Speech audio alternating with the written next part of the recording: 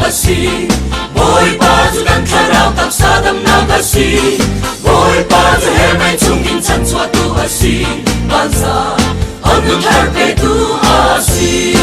boy bazu kan tharau le kan tak sadam sa kan tharau le tak sarol asi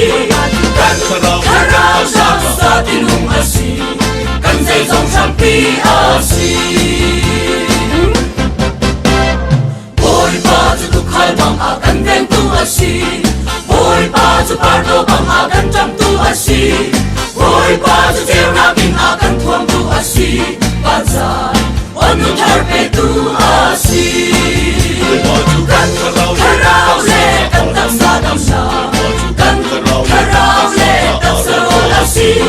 kan tharau sa tinung asi kan zai zong champi asi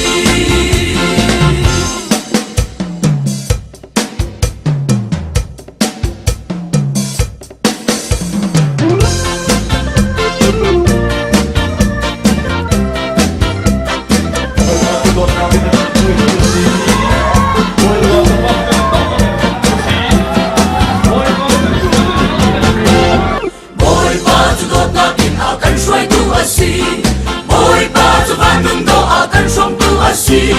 boy bazu dunum na akan pe tu asi bazar anu tharpe tu asi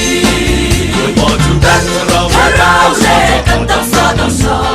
kan tharau le tak sarol asi kan tharau sa tinung asi kan zai zong champi asi boy bazu khorwa har to khau tu boy asi boy bazu mithi to tar khau tu boy asi